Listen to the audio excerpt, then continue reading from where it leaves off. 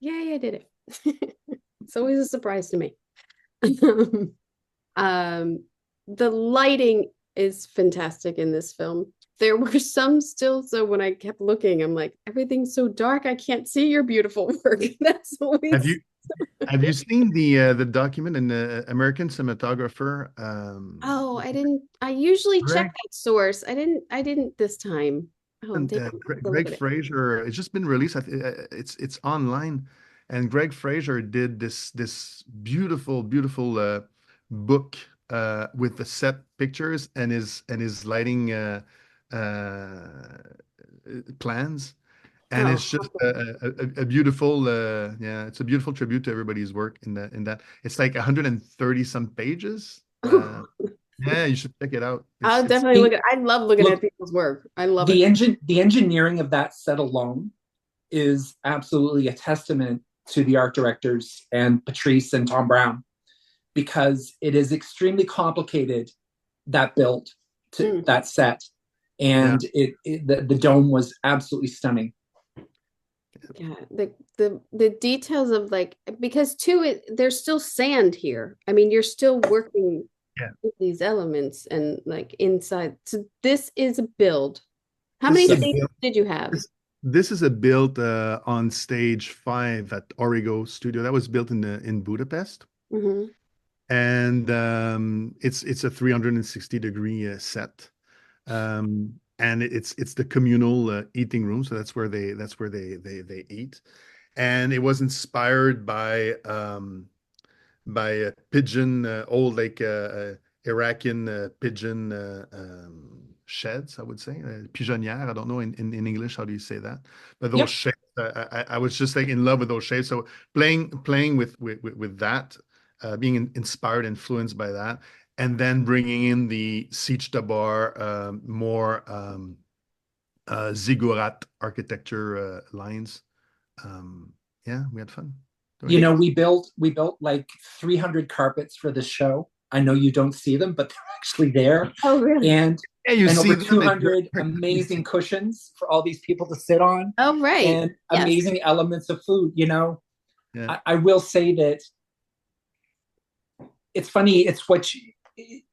It it adds to how the characters are able to fit within their environments really Oh, well. absolutely.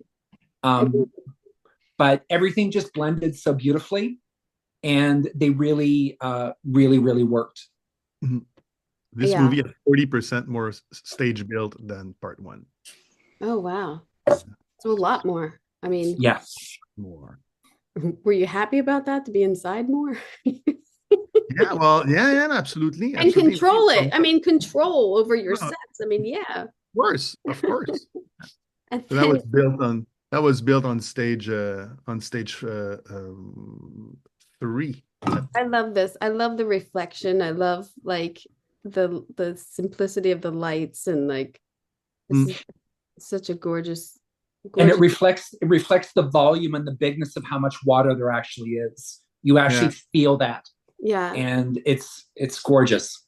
So did and it you was have like a tank flat, there? flat, Did flat. you Yeah, put we had a tank. We had yeah. like a 2 feet tank, which was actually okay. It was like 2 feet.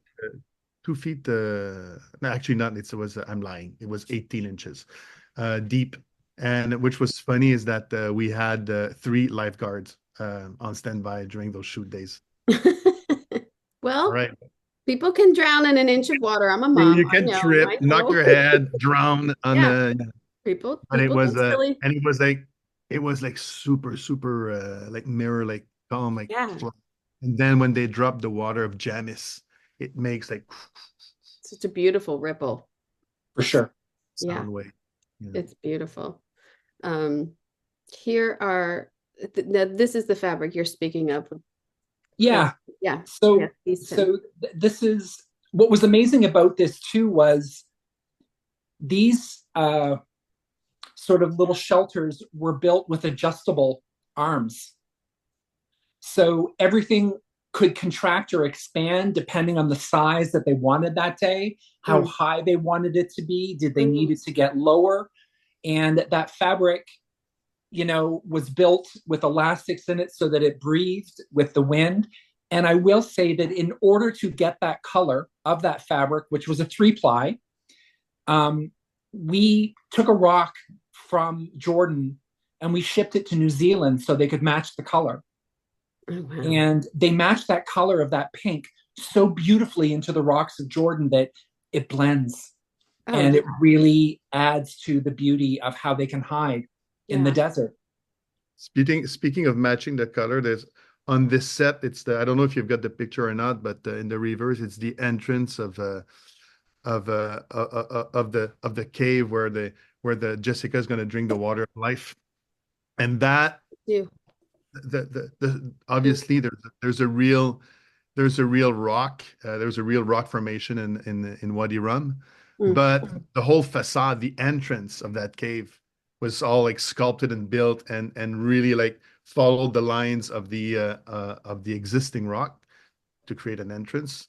But also Serge Archambault, our head scenic painter, did such a it's not easy to match natural colors and to blend it when it's easier when it's like on its own, you're on a stage and you create a, and you, okay, this is a rock, but when it's side by side something pre-existing and needs to match, it's not an easy task.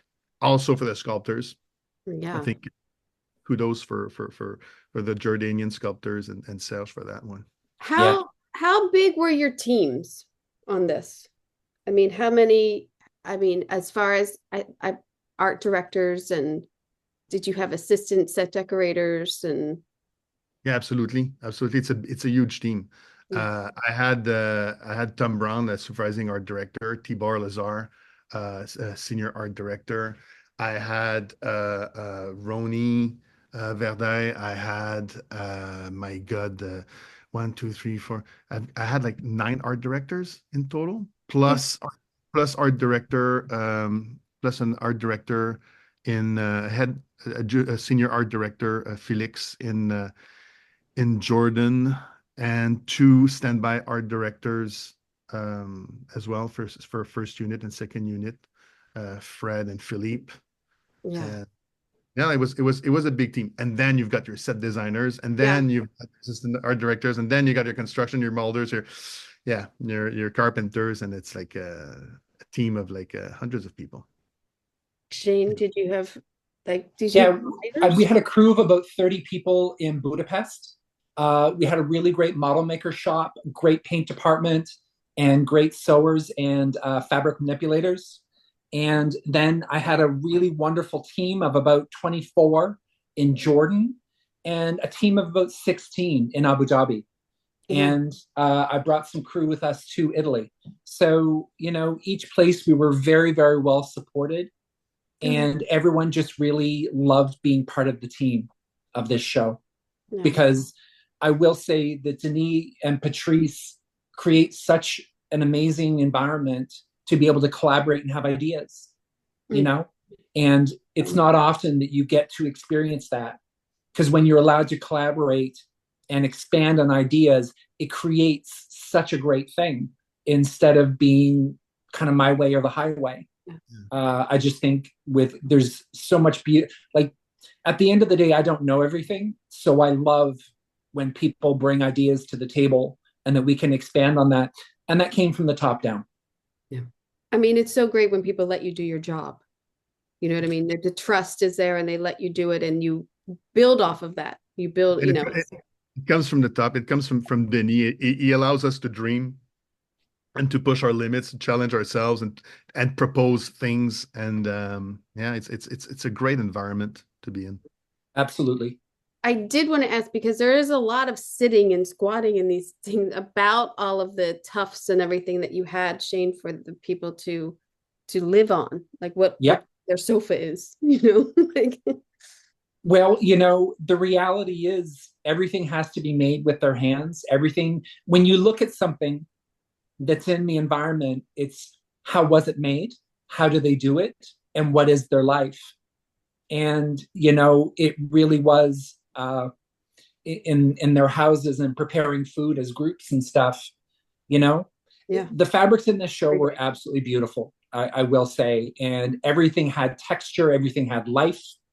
and it wasn't just a flat piece of fabric. It was all had purpose, and this photo sort of demonstrates probably at least a half a dozen different texture fabrics within that. Oh yeah. And there were details that are not shown in the movie, but like in the questioning, you know, and of Shane when he was preparing all the sets, was like, okay, these people, they have games, so they're creating games that we don't see, but the top of the of that little square cube on the right, it's actually it's not just a seat, but it's also a game. There's a game on top. So yeah, they're vernacular. What are they doing all day? What are they? Exactly. What are we eating? Where do we, where are we cleaning our dishes? Where are we, these are all things, especially in decorating, we're thinking like, well, what is the reality of your space here? Like, what's the logistics of where we're eating and where we're sleeping? And everything has purpose. And what I love about this movie is that there's beauty and simplicity. Oh yeah. All you need in one set is one prop, but that one prop has to be the most beautiful prop. Yeah. I love that. Yeah, I love that too. I love the simplicity. I find it very hard to pick like one vase. Do you know what I mean? Like, it's like, oh, I gotta do a thing, but like if I gotta do one vase, it's like, oh. No, it's actually, there's nowhere to hide. There's nowhere to hide. It's there, like it's center stage. Like Shane designed a throne for this movie that we barely see, but I think it was so perfect for the Arconans. This was so perfect.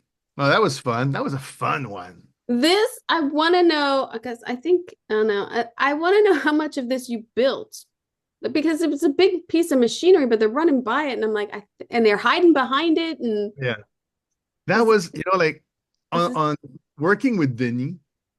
There's always these magical moments, which are the methodology meetings. Okay, so we know like going in, like everybody knows what the settings will look like, but how will the story be told in the cinematic language, which was very, very personal to Denis? We only find out in those methodology meetings. So we are gathered, like a group of us, head of department. We are gathered around a big conference table, and Denis gets out of his office and he distributes, the storyboards that nobody's seen. So we all just bring it for the first time. During those meetings, it's like, okay, how the hell are we gonna? Yeah. No? Yeah. So we take it frame by frame, and what's amazing is that everybody is allowed to have their own ideas, and to, even though they're stupid ideas, leave your ego outside. But this is the place to express yourself, because sometimes what you may think is stupid, someone will grab it, spin it, and something amazing will come out of it. And for that scene, there was so many layers, and we ended up building the underside when they go on underside. Right. We ended up building two legs. Okay, only two legs, which were 32 feet high. And during that meeting, we were like, okay, because we were like looking at the storyboards. Yeah, I think we need two, because there's always a budget constraints. In any size movie, there's always budget constraints. I think we need two because the camera and the way we work together is like what we can save. Like if we do it live on screen, what we can save to visual effects to Paul Lambert and his team. So it's like, it's not like and there's never like Paul Lambert, which he could, so some movies are made like, could go like, oh no, I could do it all. Yeah. So it's about but he goes like, the more you give me, the better it will look. So obviously in that scene, there's a lot of visual effects, but the movement. Okay, so we build those legs, but they needs to have a movement. So Gerd Nefzer goes like, what if we put those two legs on excavator and we puppeteer them with excavator? So, but also there's the arc, but we move them and so he trained like Jordanian, sorry, Abu Dhabi, in Abu Dhabi. Mm-hmm. That was shot in Abu Dhabi. He trained the two excavator drivers to puppeteer those giant legs. Wow. It was just like a ballet, like a ballet of madness of heavy machinery. It was, and we had like, and then we had a big surface which was black. So because the bounce of light would Mm. the and we had like we had cranes. I don't know, maybe like 10 cranes or 12 cranes Jesus. with 40 buys to create the shadow which the harvester would create. By Shoot the way, that this practically harvester, was. Go ahead, Patrice. Sorry. by the way, this harvester was designed by George Hall, and I love the fact that it's a tick. Yeah. It's a tick that sucks up the blood of Arrakis. But anyways, I love it. It's such a, it looks like I mean, it looks like a spider to me in a sense of like this thing that's just trying to like the grab them, spider is the wind crush trap. them, and yeah. The spider is the wind trap, making its net and capturing the water of the humidity in its web. But no, yeah, we played a lot with morphology of insects and animals. Shane, what were you gonna say? To see that being shot in the desert practically was such an amazing feat Really? because you feel it when you watch it in the movie. Oh yeah. To feel those actual legs moving within the movie, and that's the way they shot it. They shot it practically, and it just really adds to the feeling of anxiety in the shot of those people getting Oh yeah. chased and the sides of those legs. Yeah. Yeah. It's a great scene. And the scale to me is so important of like you're just fighting for your lives against this gigantic thing. Yeah. No, it's Yeah. great. And we had a Black Hawk helicopter to which we attached a machine gun. And so the whole like Harkonnen shooting is real, but then the Black Hawk helicopter taken over by VFX and it becomes an ornithopter. But it was a crazy. That's fantastic. These gross shots of this dude in the pool. I mean, Yeah, oil. but I love the doors. I love those doors. I love the design of the doors and the They're all metal different. versus stone and just Yeah, that's an example of like introducing art in their culture. Mhm. But they I don't know if I have the reverse. Maybe I did, but then on the other side is like black, right? It was No, or on the other side a of this, so different there's tub. two baths in the There's movies. two tubs. Maybe I Yeah, have it. two tubs. The other one is this is on this is in the residency and on Arakeen. The other one is on Getty Prime. I think Yeah, I do have it. with the light Yes, slats. with the black. Yes, I think I do have that. And then Oh, this also to me, like this home that they have is so beautiful. And I don't know if this is a build or what is this? Like where is this? there is a story behind this. This is on location. This is in Attivole, in the commune of Attivole in Venetia, in northern part of Italy. Italy. And on part one of the major influence on the design, and he's been an influence for me since I discovered like in the early 90s that architect when I went to see an architecture show at the Canadian Architecture Center in Montreal.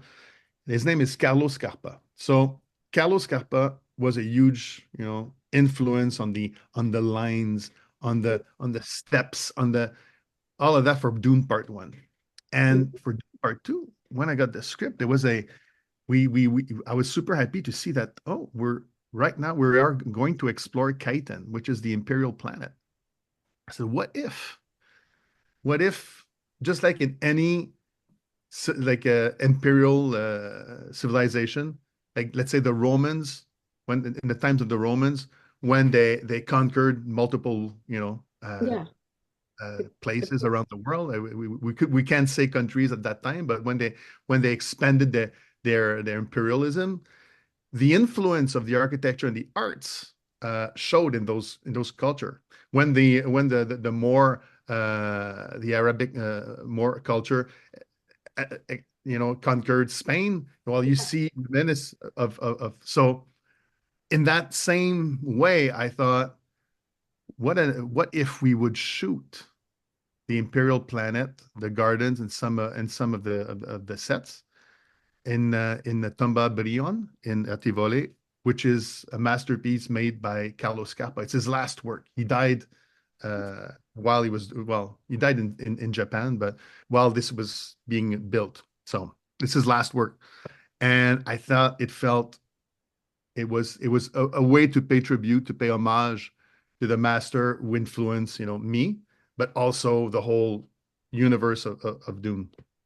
So it's Carlos Scarpa in its purest form because it's Carlos Scarpa. Yeah.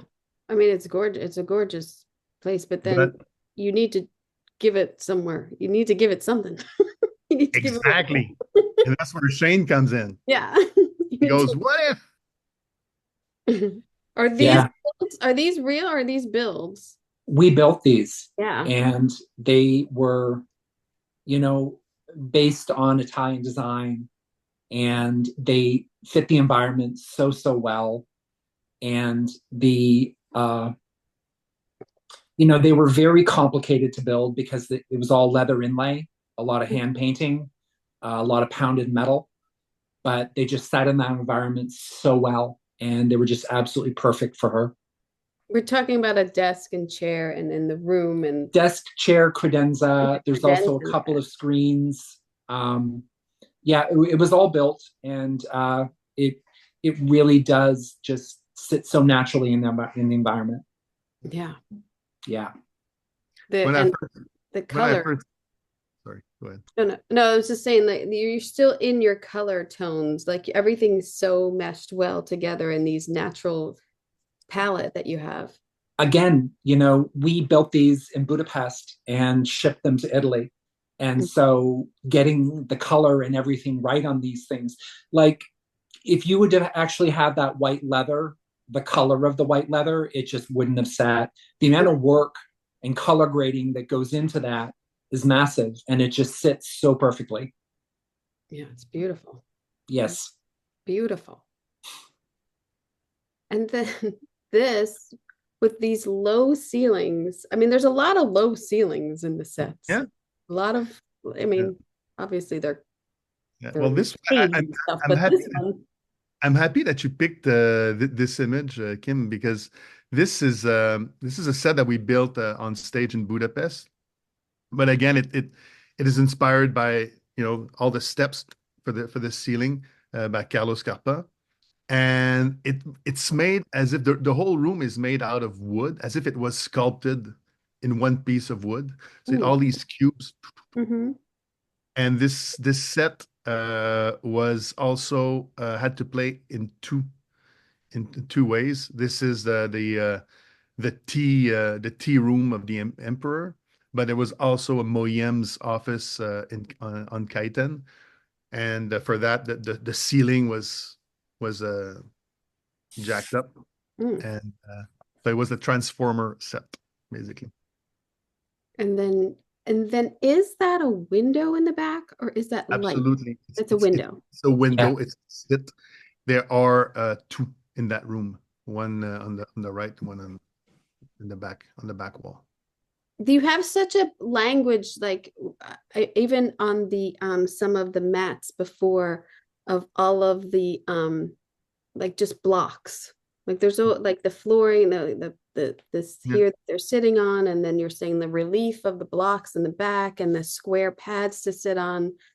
Was that so intentional, that, or did this just sort of come together? Was that just like... No, it was intentional. I've always liked the way that I approach set is like I like to explore very simple shapes and then play with volumes. When I start the design process in 3D, I approach it as a sculpture, and I always put like one sun and just like, and then orbit around how light falls, and I play with volumes and simple shapes. And I like to repeat those shapes as well. Yeah, it creates like uniformity, but through all of them, like even the different Family cultures, yeah. Yeah. Yeah. So was it said right off the bat, like we're going black and white? Like, was it? Did you know? It was, like Denis wanted to have Getty Prime's atmosphere being black and white, not necessarily filmed in black and white, but a black and white atmosphere, as if the black sun of Getty Prime would suck up all the colors.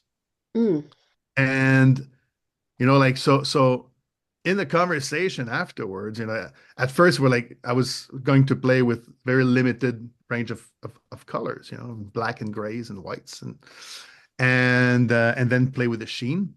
But in the exploration, Greg suggested that maybe we should shoot it Denis said maybe we should shoot it black and white. Let's do test. And Greg said maybe it should be infrared black and white, which creates this weird black and white look in the eyes, mostly in the eyes. Right. It also has an effect on, and we were quite lucky, Shane and I, because for Jacqueline West or costumes, sometimes it would be black fabric and shot in infrared, it would become white.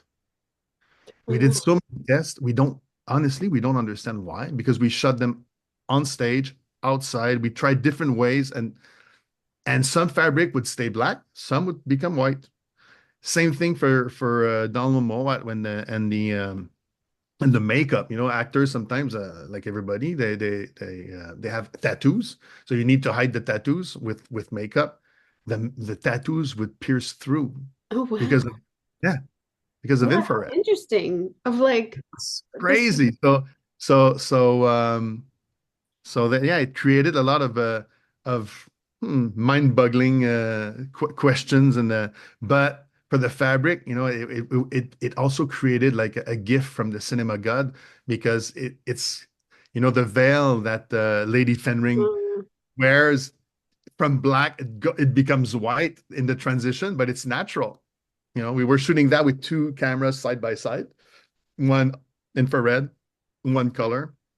So to see whenever, especially in the Bene Gesserit box and the Baron's box, as we see right now, and then the question was like, at what point does the natural light from outside starts to influence that right, that characteristic? Yeah. I like the point on this image, the breathing apparatus that Shane created, which is. But Shane, then if you're having so many like, oh, look what happened when we put this in front of the camera, was there a constant camera test with these fabrics? Yes. Absolutely. You know, what was amazing about this movie was when they came into camera test the sets, because of the lookbook that Patrice had done, you would come in and you'd put the thing up, and that's where they would set the camera according to the angle of the illustration, and that's what it was. And so, as easy as it sounds to do, it's extremely complicated to do, because there's so many elements that sort of go into making that work. And this is one of my favorite shots, because this was shot practically. There is no VFX in this, except for the erasure of the dollies and stuff. But those breathing apparatuses, they were done on two cranes that balanced them out and made them move naturally. And in the movie, those two balls actually physically move on their own. Each one of those little dots in the front one moves independently, and it moved in the film. And the one in the back, it basically expands and contracts, and then it's got a thumping sound on the sides like a speaker. And they were such beautiful props that Pierre Boana from the UK built for us, and they worked so well. Yeah. It's so Yeah. intricate. And so, I mean, I know that with costumes and props constantly we overlap, but there really is like something like this. It's like, and paint and like your camera work and like it takes Paint, a lot of departments to get something like yeah, this done. paint, paint. I have to mention that Greg and I have something. We have something a secret recipe working together. Is like whenever he's doing a pre-light, brings the camera like Shane explained. We have the illustrations. Like I'm there with my head scenic painter Serge again, and we look at the set because there's one thing in production design and any movie which is a bit sad is that the painters they always work with the worst lighting Oh, possible. hey, the Right? amount of It's like, sets Jane and I have dressed in the dark. right? No, it's True. great. It's like why? Yeah, Why the painters this really do get screwed though. Yes, the yes, they do. painters get screwed and they go like, okay, I think, and you've got the sodium vapor, you've got mercury. It's like it's Yeah, they got the light this. right on them. It's Yeah, it's it's ridiculous. It's ridiculous. so So true. so the thing we have going is like, okay, so because of the scope of the sets and because these sets need to be obviously Greg is shooting during the weekdays, so he pre-lights during the weekends. And so we're there and we have the camera and we have a monitor and we look at and I go, okay, maybe we could add just a bit of highlight. So Serge, like marks and he puts, like a bit of chrome, like powder on the edges. So just to accentuate the highlights and the shapes of the set. And so we have that going, and plus after the pre-light, I always ask Greg if he can leave a spark to operate the lighting board. So Mm, in the week after the pre-light, then the painters can actually work with the right light. yeah, I mean Mm. that's then you know you're on a big budget film when they'll let you leave the lights on. Yeah, well, but it's like it. I think You got a it's camera? You got a light guy well, coming? we a do big negotiation. yeah, I it's don't a know. big negotiation, but I think it's worth it. I think it's totally worth it. Of And course we it is. and we have our small monitor, and we bought a $5,000 used old Alexa that we can actually like Nice. okay Yeah. and to see what the camera's gonna see. This is the fabric I was mentioning about which mentioning that they turn white. Yeah. That's the fabric? It was Yeah. black and Oh, it actually turned white on camera. And I just need to say that if you look at that set with that black, I mean, getting to that black is such a large process because the reflectiveness of it, getting the color exactly right, it is such a complicated process. And Patrice is right. Serge did such a great job working with these guys to get the colors right, to really make sure that those environments shot well. And that's a real big testament to really, really good design. well, yeah. And the contrast. Look at the contrast that you have to make it work. It's a huge process when you're shooting like this. I'm For assuming, sure. especially with Yeah. But your it's camera. fun. That process is fun because we learn. It's like Yeah. Like you would have never known. Look at this. We no, would have never known. I love this set. I love the lines and I love how the furniture all molded with continues All that. molded. Yeah, Yep. that's gorgeous. So this, I'm assuming you built, this is like the arena. You built a section of the wall or two sections to have a reverse, or we did you build no the whole thing? we actually built a gray screens on we cladded two sides of between two sound stages, and we filled the in between the floor with white sand. We closed down one section between the two. Basically, we made a U between two stages with and it's just gray screens. We did build a corridor when they go in, but that was built in 3D. Yeah, courtesy of Blender. Yeah. It's beautiful. I'm running out of time with you. So I'm just want to talk. Just go on. I want to talk about the columns here. I love these columns. Stunning. It's just gorgeous. Thank And the you. shots are gorgeous in this space also. I mean, It was the maker's temple was a figure of 8. One side death, sand and the sandworm, and the other side life, which is the water. That's where when Paul Atreides drinks the water of life, he's cut between life and death, and we placed him in between those two worlds. And everything, I mean, there's so much detail on the wall. Like there's so much detail in these sets. It's incredible. Because I also too, you are establishing the longevity of these places, and like they've been around for a long time, and you have to even, you have to have that history in there that you're giving it and designing it. Yeah, and you see it. Yeah. And it's to show their culture as well. Yeah. The way intricacy of the columns, it's to show like, there's an art. This I love. The details on these walls is crazy. And then the lighting that you've given it, and like, what was your concept for designing in here? Okay. It's the name of the set in the script is Cave of Birds. And there's 2 chimneys. It describes there's 2 chimneys where there's birds nesting. So I thought of I'm going to sound a bit weird, but I thought of at first of what if it was like in a bone, like a bone harmonica. So I was imagining a bone harmonica, and then the pattern on the wall, it's the fingerprints. That's the one that you can see that on the openings on the. Yeah.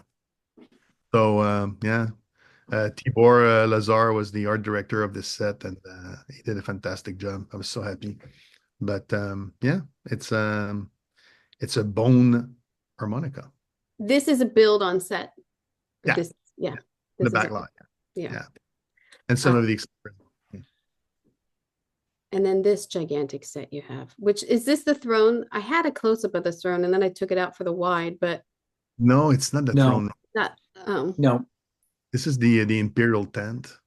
And the Imperial tent in the book and in the screenplay, the Emperor flies into Arrakis to see what's going on with the spice production. And the tent is the government of Kaitan that he's bringing with him, so it's like, okay, it needs to be pretty darn huge. How do you install a tent like that? So it's all, again, it's in the process of like, how can it look real, believable, at least believable. So I was thinking, okay, you've got the big ship, the big spheric ship, chrome ship. They would probably, like hoist down like a package, which then they would hoist up with cables, and the tent would have been collapsed, but it's all erecting because it's all like chain link. I would say like I was inspired by watches like wristwatch bands in metal. So everything is foldable, so it can unfold. And then inside it's like an organigram of a government of the government. So you've got like the head, and then the next step is like it's like an organigram. And also I wanted to play with the religious aspect of the story. So on top of it, there's like 2 slits. Right. There's a cube which is divided in two slits, and it creates a cross that goes right over at the top. You've got the Emperor. And such a great lighting opportunity too, obviously. I mean, it lights it, directional for you, and it's beautiful. It is. Yeah. What, before I lose you guys for the rest of your Saturday, Shane, what do you think? What was your favorite detail that you gave to these characters? Was there a specific? I just want to say that there is such a beauty and simplicity, and it is truly done in the design and outlay of this film. Every single shot of that movie is absolutely stunning and purposeful. And it is really a testament to these guys about the connection, about being together on, a concept and a vision of a movie. And there is nothing I think anyone would change in this film. It is absolutely, and there's not one piece for me. I will say that in the design, because it's so simple, it's how do I put my imprint on that? And, it's a really great process to go through about taking something simple and turning it into the best piece that it can be. And so that's what I really learned on this film, and very, very proud of these guys. Yeah. And I'm proud of you, Shane. I love you. You know that. I love you too, Patrice. Patrice, do you have a specific detail or set that you were like, I love this one. This is my favorite, or did you like Listen, I love them all like my children. Yeah.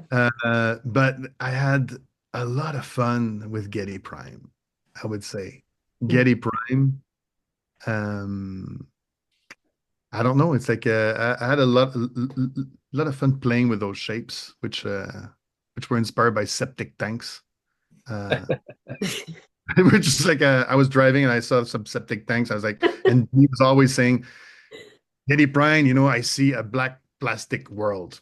And then I went, oh, there's a black plastic world right next to where I'm driving.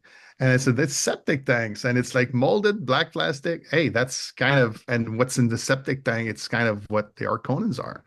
So I had like playing with those shapes, I had a lot of fun. But honestly, I had a fun throughout, the process. And again, like you can, it's the team together, like realizing these concepts for real and pulling together, and with Denis and Greg and Shane and Paul Lambert and Jacqueline, it's always about like Denis is such a great leader. It's just like a chef d'orchestre, and he's we just like we all work together to make it happen for him, and he gives like.